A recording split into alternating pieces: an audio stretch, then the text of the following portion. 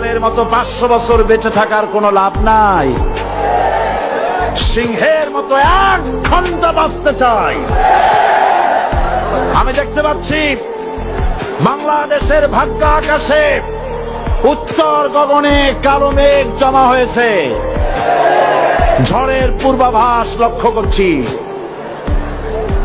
যদি মোকাবেলা করতে না পারেন সক্ষম ভাবে, এমন অন্ধকার গাঢ় কালো অমাবস্যার রাত আসতে পারে যার সুবে সাদে খাওয়া অসম্ভব।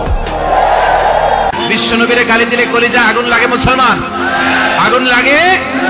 কার কার লাগে তো হাত উঁচু করে আল্লাহর দেখা।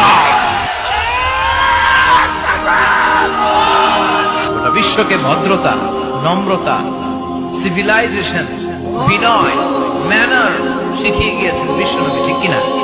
As a father, as a husband, as a teacher, as a commander, as a reformer of the society, as a messenger, Muhammad is the superman of the world.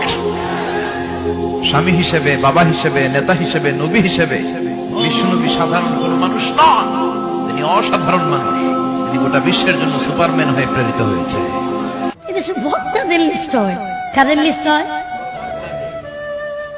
দুর্নীতিবাজদের list নেই, সুরের লিস্ট নাই, বাটপারের লিস্ট নাই, খাটের নিচে কে কত বেশি তেল লুকাইতে পারে এটার কোনো লিস্ট নেই।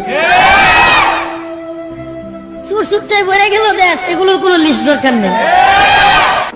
একটা রাস্তার টোকাই মসজিদে এসে 10 টাকার চুরি করে, ওই চোরের বিরুদ্ধে আপনারা যেরকম অ্যাকশন নেন, গোটা দেশের সম্পদ শত শত কোটি টাকা, হাজার হাজার কোটি টাকা চুরি করে গোটা দেশটাকে যারা দেউলিয়ায় পরিণত করে, তাদের বিরুদ্ধে কি করেছেন?